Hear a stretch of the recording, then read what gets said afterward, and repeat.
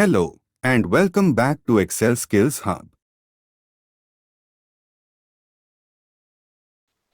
यहाँ पे माइक्रोसॉफ्ट की वेबसाइट पे भी पावर बीआई हम डाउनलोड कर सकते हैं, या फिर अगर आपके पास विंडो 10 है तो हम यहाँ स्टोर से पावर बीआई इंस्टॉल कर सकते हैं। तो microsoft.com,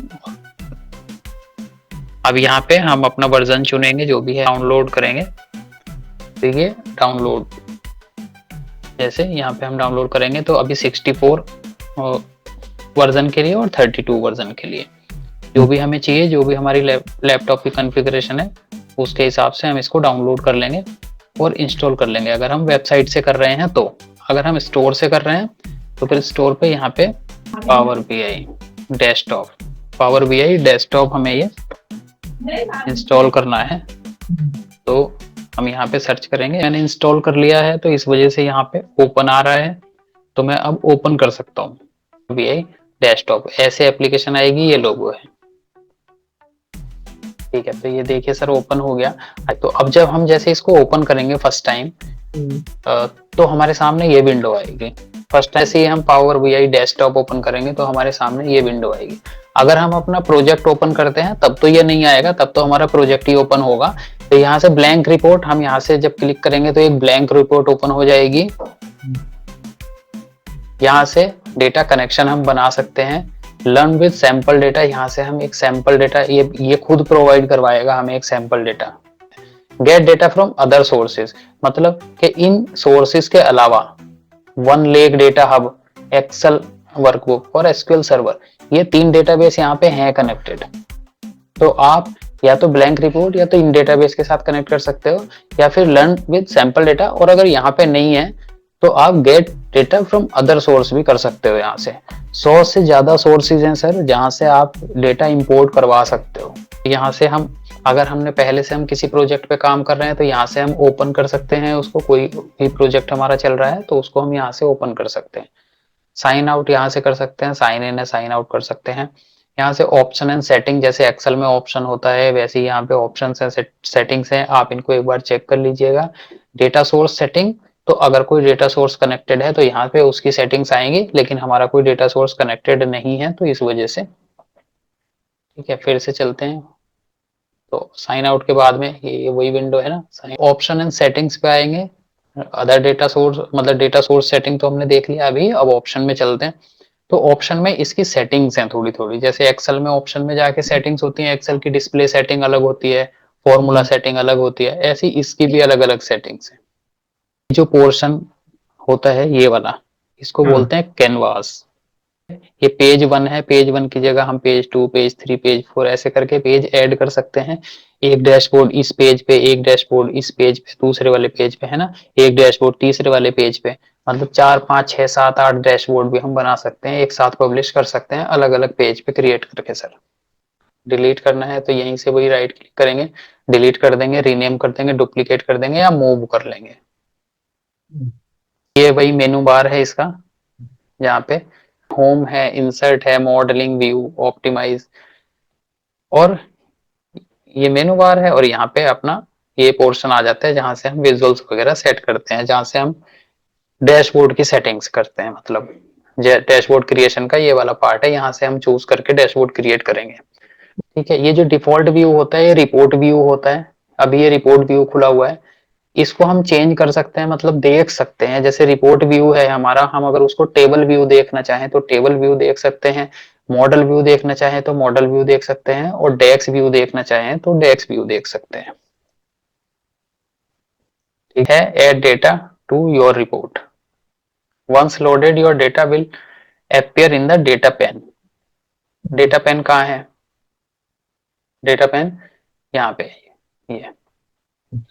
तो जैसे डेटा हमारा ऐड हो जाएगा तो वो कहाँ पे दिखाई देगा, यहाँ पे दिखाई देगा डेटा। तो गेट डेटा फ्रॉम, ये वाला वही ऑप्शन है, ये अनदर सोर्स मतलब यहाँ पे। तो ये होम में भी आपको मिलेगा, ये यहाँ पे भी मिलेगा, ठीक, ठीक है। आगे चलते हैं, तो यहाँ से अब देखिए यहाँ पे डेटा पोर्शन है। डेटा पोर्शन में क्या है, सिर्फ डेटा इंपोर्ट कराने के लिए है डेटा पोर्शन पूरा का पूरा। यहाँ पे एंटर डेटा, तो हम डेटा एंटर कर सकते हैं, टेबल हम बना सकते हैं, तो ये सब हम बाद में देखेंगे।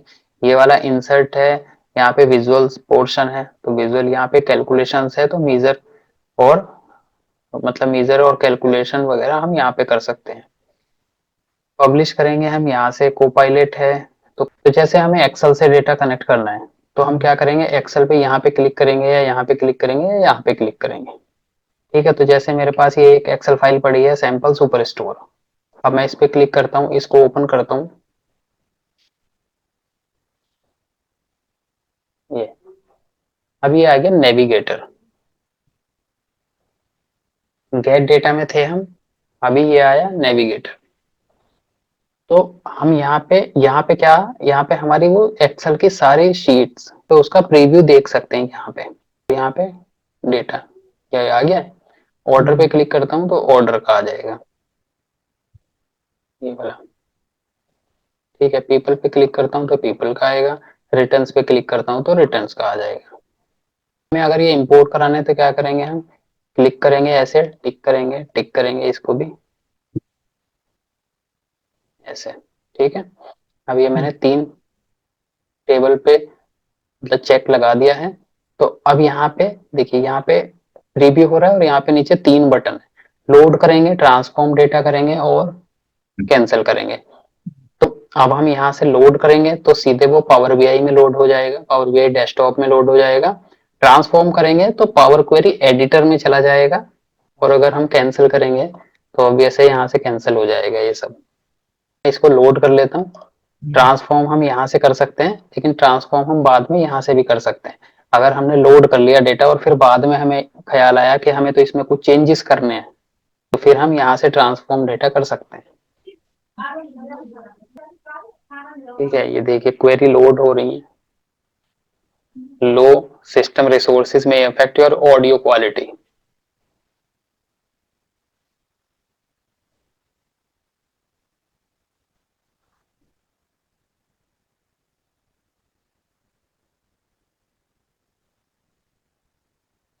ये तीनों टेबल पे साथ साथ काम कर रहा है। Creating connection in model model model.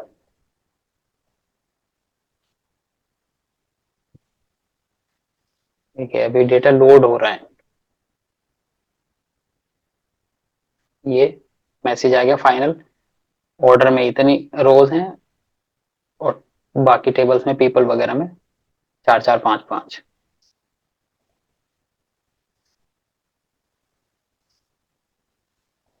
अभी जैसे ये डेटा लोड हो रहा है तो यहाँ पे अभी टेबल आ जाएंगी, ये टेबल आ गई।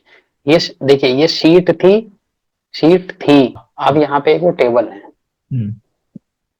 तो यहाँ पे हम इसको एक्सपेंड करके और यहाँ से हम इसके हेडिंग चेक कर सकते हैं। ये सारे हेडिंग्स हैं, जितने भी हैं यहाँ पे लिखे हुए, ये सारे हमारे जो हमारी एक्सेल शीट में जो हेडिंग थे डेटा के, वो सारे हेडिंग है। ये डिस्काउंट के साथ में सिग्मा का साइन आ रहा है, ऑर्डर डेट के साथ में कैलेंडर का साइन आ रहा है। ठीक है, और ये डेट फॉर्मेट है और ये टेक्स्ट फॉर्मेट है सारा।